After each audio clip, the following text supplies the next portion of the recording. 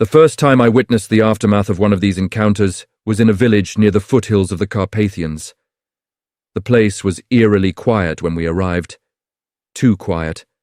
Smoke rose lazily from a hut that had been burned hours earlier. A dog lay dead in the snow. Two elderly men were bound to a tree, still alive but barely conscious, their faces swollen from beatings meant to extract information. One of the younger villagers, shaking with a fury he wasn't strong enough to wield, told us the Ottomans had come asking about Vlad's whereabouts. When the villagers refused to talk, the scouts simply beat them and left, after taking all their livestock. They had not killed anyone. Not yet. That unsettled us more than a massacre would have. It meant they were probing, testing, mapping our defenses like a surgeon, studying where to make the first incision. The fear in that village spread to us, carried on the wind, settling in our bones. We were no longer preparing for war, we were already in it. In the following days, more reports came flooding in. A shepherd claimed he saw riders on the ridge at dawn, too many to be bandits. A travelling merchant said he passed a group of men speaking Turkish near a frozen stream. A group of woodcutters returned home to find their tools stolen and their huts ransacked, with the footprints of horses leading west toward the river. Some of these stories were true. Some were exaggerations born of fear. But all of them painted the same picture. The enemy was inside our borders long before the army itself arrived. Vlad took every rumour seriously. Scouts were dispatched, villagers were armed, messages coded in ciphers were sent across the countryside. He knew that the Ottomans rarely attacked blindly. Their generals preferred precision, understanding terrain, population, resistance, supply routes. If their scouts were roaming freely, it meant the storm clouds were closer than anyone wanted to admit. One evening, while stationed near a fortified manor, I overheard two soldiers arguing softly by the fire. One claimed the Sultan's spies were using disguises, merchants, monks, even shepherds, to blend into our villages. The other insisted some of the scouts weren't men at all, but janissaries trained since childhood to track enemies through mountains and forests. Both might have been right. But the most unsettling rumor came from a village elder who had seen many wars. He told us that when the Turks scouted a land, they made marks, symbols carved into trees, stones, and doorframes, to signal safe paths, hidden springs, weak defenses. That night, after hearing his warning, we found one of those symbols only a few paces outside camp. A small carving on an oak tree, 3 lines intersecting at an angle, a mark of passage, a mark of intent, a mark that told the enemy where to go next. The knowledge hit us like a cold wind. The Ottomans were not searching, they were mapping, they were preparing. They were moving through Wallachia like shadows, untouchable, invisible, inevitable. And when the villagers looked at us with wide, terrified eyes, asking what would happen next, none of us could give them comfort. Because we knew that these scouts were only the first raindrops of a storm so immense, so relentless, that the very earth seemed to tremble beneath its approach. The terror rising in the villages was not superstition. It was instinct. It was prophecy. It was the land recognizing the coming of a force it had never faced before. It was late in the evening when I first sensed something was wrong. The campfire had burned low, the embers shifting in quiet bursts of orange, and the men around me were speaking in subdued tones, trying to convince themselves they weren't afraid. But the forest carried a different truth. The silence felt unnatural. Even the owls, who usually hunted at this hour, seemed to have vanished into deeper shadows. I had grown up in these woods. I knew their rhythms, the way the wind curled between the birches, the way the night creatures moved. But that night the air hung heavy, as if it were listening, A few of us had been posted to check the perimeter every hour. We carried torches dimmed by a thin oil coating, our boots sinking softly into the snow. I walked the path toward the ridge with a fellow soldier named Cosmin, a younger man with a sharp temper that often hid his fear, but even he kept quiet, gripping his spear until his knuckles whitened. Halfway up the hill, Cosmin stopped and tilted his head. "Do you hear that?" he whispered. At first I heard nothing, only the faint cracking of branches somewhere deep in the woods. But then, beneath the wind, I caught it, a rhythm, slow, measured, a sound too deliberate to be nature. Footsteps, more than one. We extinguished our torches instantly, letting the darkness swallow us. For a moment, the only thing I could hear was my heartbeat, thudding against my ribs. The footsteps drew closer, crunching softly through the fresh layer of frost. I crouched behind a fallen log, and Cosmin slid beside me, trembling despite the winter layers wrapped around him. The figures emerged from the trees moments later, dark shapes, hunched slightly, moving in a formation too organized to be travelers. They were silent, except for the faint metallic clink of gear brushing against belts and harnesses. I recognized the way they moved, light on their feet, heads turning like wolves scenting the air. Ottoman scouts. 4 of them. Maybe 5. It was hard to tell in the dim starlight. They were so close I could see the faint glint of curved blades at their sides. We held our breath. One wrong sound, one misstep, and we would die without the camp ever knowing. The scouts paused near the ridge, scanning the valley below. Our valley, where our campfires burned faintly against the darkness. One of them stepped forward, knelt, and touched the snow, rubbing it between his fingers like a farmer testing soil. He murmured something in Turkish, too soft for us to understand, but his tone wasn't curious.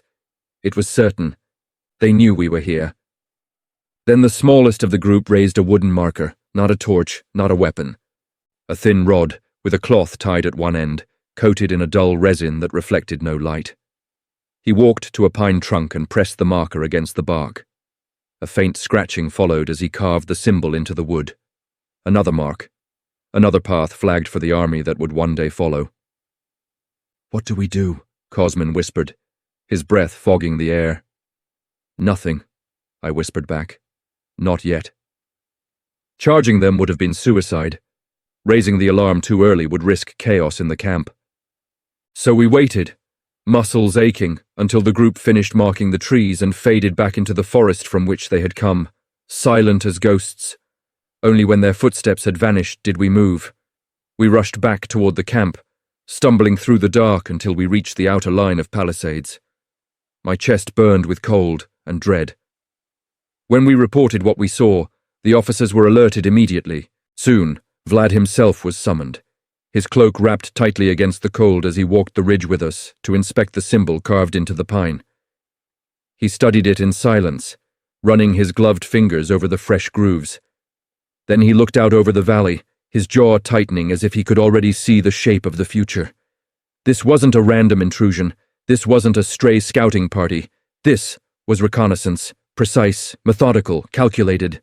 The Ottomans were preparing to move with purpose. They were mapping the land, locating our camps, measuring our responses. The darkness of the forest had always been a familiar friend to us, but now it held secrets not our own. Every shadow felt like a threat. Every gust of wind carried hidden movement. Even the animals sensed something unnatural unfolding beneath the canopy.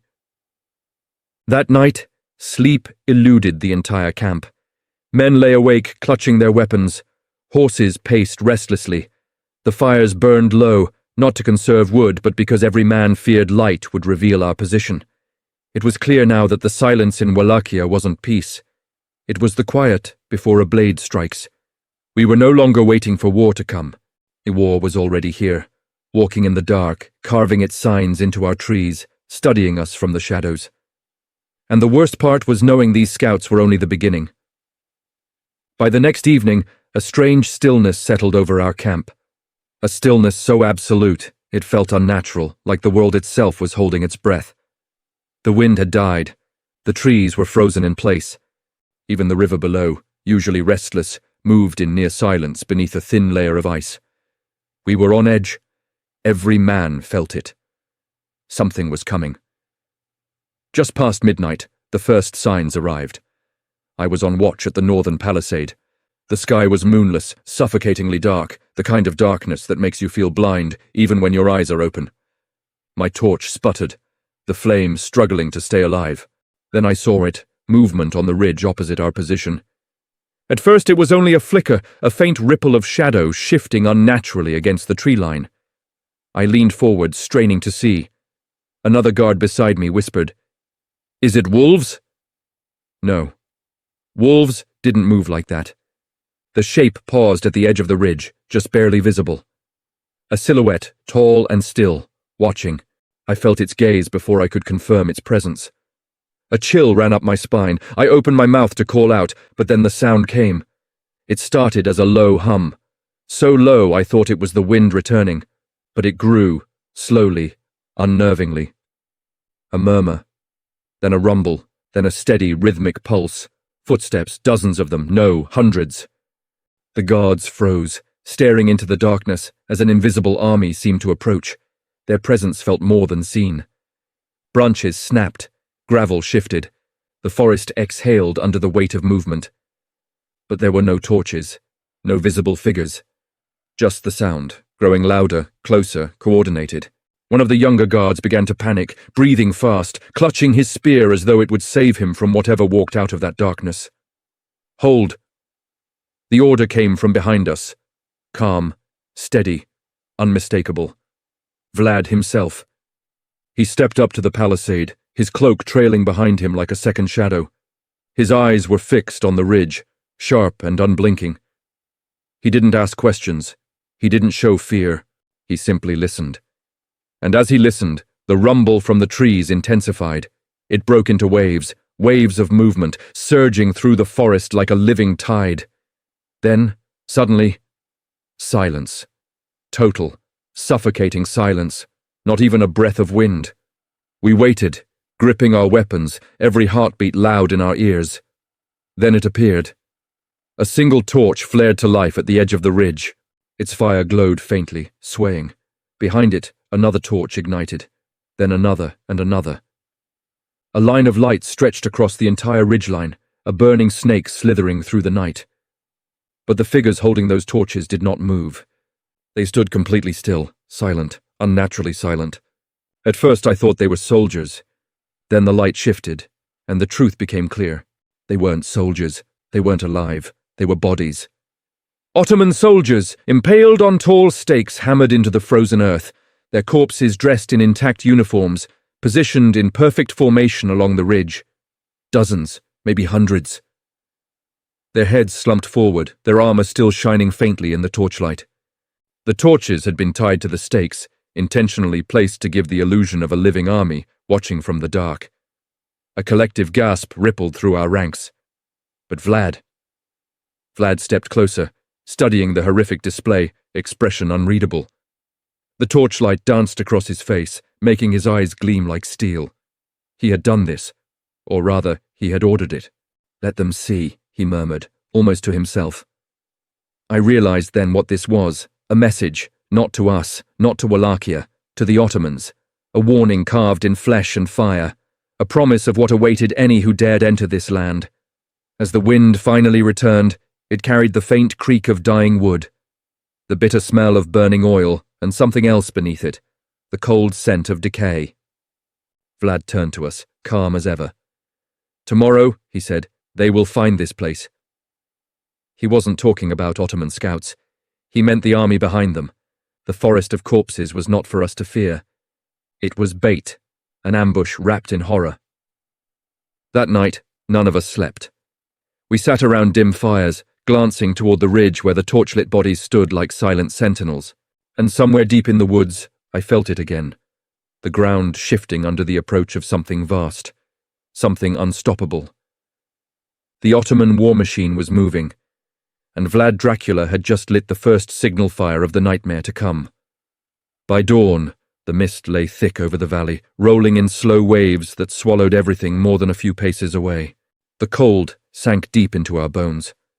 I could hear the restless shifting of horses, the soft clatter of armor, and whispers carried on trembling breath. None of us said it aloud, but we were waiting. For the moment, the Ottomans would finally see what Vlad had prepared during the long night. They came just after sunrise. The first sign was the tremor beneath my boots. At first, it was faint, like a distant storm. Then it grew, steady and relentless, until it felt as though the ground itself was marching toward us. The Ottoman vanguard emerged from the mist, like phantoms made of steel and leather. Their armor gleamed in the pale morning light. Their banners fluttered with the crescent moon. At their head rode seasoned Akancha scouts, hardened riders who had cut down countless men across the Balkans. But even they slowed, as they approached the ridge. From our vantage point on the opposite slope, we saw them rein in their horses, confusion rippling through their ranks. The mist thinned, the wind shifted, and the truth revealed itself to them all at once. One of the scouts let out a sharp, involuntary cry. There, stretched across the ridge in a grim line, were the impaled bodies of their fallen comrades, now stiff, pale monuments of fear. The torches Vlad's men had tied there still burned low, their last embers flickering like dying stars over the frozen corpses. I had seen impalements before, more than I care to remember, but watching the Ottomans confront the sight of their own dead, displayed with such brutal precision, made even my blood run cold. One rider dismounted, stepped closer, and recoiled violently as he recognized a familiar face. Someone he had eaten with, marched with, perhaps joked with only days earlier. "Allah!" another whispered, his voice breaking. Their horses stamped nervously, their formation wavered. Courage, real courage, seemed to drain from them like water through a cracked bowl. Then the Janissaries arrived. The elite core of Mehmed's army, disciplined, silent, unshakable. Or so they were supposed to be, but even they paused at the sight before them. Some crossed themselves. Others muttered prayers under their breath. A few stood rigid, their eyes wide, as if witnessing something unholy. And then came the conqueror himself. Sultan Mehmed II rode forward atop a tall white horse draped in embroidered cloth. He was younger than most imagined, barely 30, but his presence made even the Janissaries straighten. His eyes, sharp and calculating, scanned the ridge. He saw everything: the stakes, the corpses, the placement, geometric and intentional. A warning carved into the land. His expression didn't change, not at first. He simply studied the scene, absorbing every detail with the slow, deliberate attention of a man measuring the will of his enemy. But when he spotted the central figure, the highest stake, where one of his officers hung pinned like a grotesque banner, his jaw tightened. Not rage, not shock. Offense. As if Vlad Dracula had walked into his palace, slapped him across the face, and walked out without a bow. A Janissary commander approached him and bowed his head. "My Sultan, this is the work of the Wallachian prince." Mehmed's voice was quiet, but it carried across the valley like thunder waiting to break. "I know whose work this is." Another officer rode up, trembling slightly. "What order shall we give the men, my Sultan?" Mehmed didn't respond immediately. He rode forward until he was nearly beneath the stakes, his horse stepping carefully through the frozen earth. Then he spoke. "Let them see what fear looks like." He gestured toward the impaled bodies.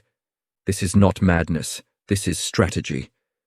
Those words unsettled even his own officers, because he wasn't wrong. Vlad had meant for Mehmed to see this, to feel it, to understand that Wallachia would not break easily, not under threats, not under armies, not under the weight of an empire. Mehmed turned his horse and gazed toward the fog-shrouded hills where we watched from afar. "He wants to frighten us," he said, "but we are not frightened." It sounded convincing, but I could see the truth in the men behind him, eyes darting, hands shaking, horses stamping nervously. Even the Janissaries shifted their weight, glancing at the stakes as though expecting them to move. This was the moment Vlad wanted. Let them march, knowing the land itself hated them. Let them advance believing death was hiding behind every tree. Let them sleep uneasily, hearing whispers in the dark. Let their morale rot before the real battle even began. The Ottomans gathered their dead in grim silence, cutting down the bodies with trembling hands. And as the mist thickened again and the valley swallowed their forms, I felt a shiver run through me. Not from the cold, but from understanding. The war had already begun, not with swords, not with fire, with fear. And Vlad Dracula was winning it. By the time the Ottomans recovered their dead and resumed their march, the sun had already dipped behind the mountains. We watched their columns stretch across the valley floor like a moving wall of steel, tens of thousands advancing slowly, cautiously, shaken but not broken. Not yet. But Vlad had planned for this moment. He knew Mehmed would not retreat over a single horror. He knew the conqueror would push forward, driven by pride, fury, and the need to prove that no small principality could defy an empire. So he made sure what lay ahead would be worse. We shadowed their movements from the forest line, hidden in the undergrowth. Vlad rode near the front of our group, his eyes cold, calculating. He spoke little, but he didn't need to speak. We all knew what came next. We had spent months preparing for this invasion, months burning our own fields, months poisoning wells, months relocating entire villages into the Carpathian foothills, months stripping the land of anything edible. The Ottomans weren't marching into Wallachia, they were marching into a wasteland. By midnight, their forward units had reached the first abandoned village. I watched from the shadows as Mehmed's elite troops fanned out cautiously, searching homes with drawn blades. They found nothing, no food, no livestock, no tools, no people, just ash. Fire-blackened timbers jutted from the ground like the ribs of some giant carcass. The wells had been filled with rotting carcasses. The fields surrounding the settlement were scorched, the earth still stained with soot. One Ottoman officer kicked down the door of a small cottage and staggered back, gagging. Inside, Vlad's men had left a grim surprise. The dried corpses of plague victims Vlad had unearthed and planted there, posed like a family waiting for dinner. A psychological attack, a tactic he learned during his captivity. Weaponizing sickness, despair, and dread, the soldiers recoiled in horror. Some covered their mouths, others spat to ward off evil, but they pressed on, driven by duty. We moved parallel to them through the trees, watching as they entered a second village. And a third, and a fourth, each more devastated than the last. Burned fields that stretched for miles. Hollowed-out churches filled with the bones of livestock meant to mimic mass death. Empty wells emitting the stench of decay, entire orchards cut down to deny even fruit from the branches. This wasn't the work of a week or a month. This was a systematic destruction of Vlad's own land, his own people's land. Some of our younger soldiers struggled with that truth. I saw it in their eyes. This was not the honorable war sung about by bards. This was something else entirely. A veteran beside me whispered, "War is hunger before it is blood." And he was right. The Ottoman soldiers, especially the irregulars, grew restless. They had expected easy plunder, villages ripe for looting, livestock ripe for the taking. Instead, they found nothing but ghosts and ruins. They found nothing.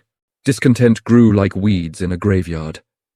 Across the valley, we heard arguments break out, officers shouting, men muttering, horses rearing from the stench of rot. The morale of that massive army began to fray at the edges, threads snapping one by one. Mehmed himself rode at the center of his forces, his jaw clenched tight. Every time he passed a ruined village, he glared at the destruction as if it personally insulted him. And in a way, it did. Vlad had crafted this landscape for him, for this march, for this campaign, for this moment when the Sultan would realize that no matter how far he pushed, nothing in Wallachia would break easily. Late that night, we watched a group of exhausted Ottoman soldiers collapse around a dying campfire. They removed their boots to massage blistered feet. They ate their rations carefully. They had no idea how long they would need to make them last. One murmured, "This land is cursed." Another replied, "No, it's the prince. He's the curse." And the third, a janissary with a voice like gravel, said something I never forgot. "He is doing this with fewer men than we have cooks." That was the truth of it. We were a ghost army in our own homeland, striking fast and then disappearing into the forests before the Ottomans could respond. Vlad used the land like a blade, cutting supply lines, destroying forage, ambushing stragglers, leaving fear in his wake. Every night, Ottoman horses went missing. Every morning, a scouting party failed to return. Sometimes we would leave their bodies hanging from trees, not impaled, but close enough in brutality to remind them who ruled this land. And every day, Mehmed's army grew weaker, hungrier, angrier. The deeper they marched into Wallachia, the more their confidence withered. Their discipline eroded, their unity cracked. An army that once seemed unstoppable now trudged forward like a wounded beast bleeding from 100 cuts. But the worst was still ahead. Because Vlad had crafted one final spectacle, one final nightmare, waiting for the conqueror just beyond the ruins of the village of Turgshor. A vision so horrifying that even the hardened chroniclers of Mehmed's court struggled to describe it, and we were leading him straight into it. The morning fog clung to the hills like a wet shroud. We had been tracking the Ottoman army all night from the tree line, watching as they crept forward into the scarred land Vlad had so meticulously prepared. The air was thick with cold smoke and the bitter scent of ash.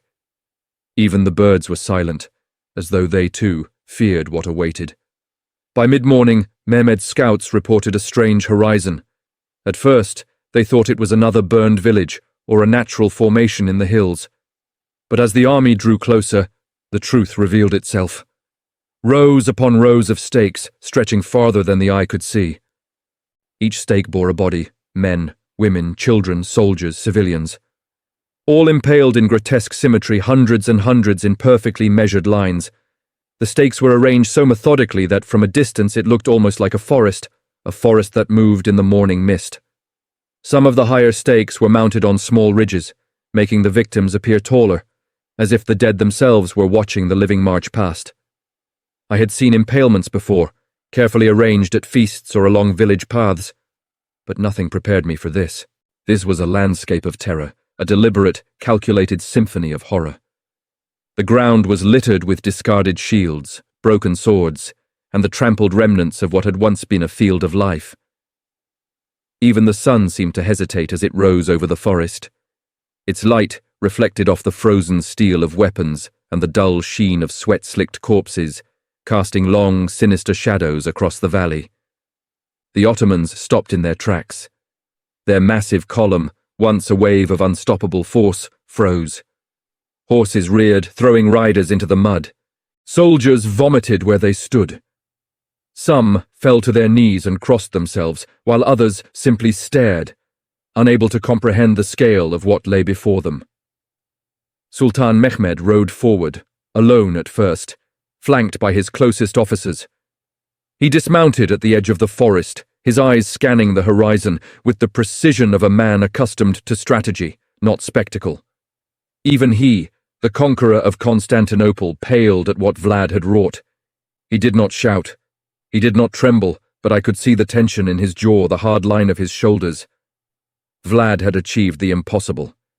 He had made the impossible real. He had weaponized fear itself.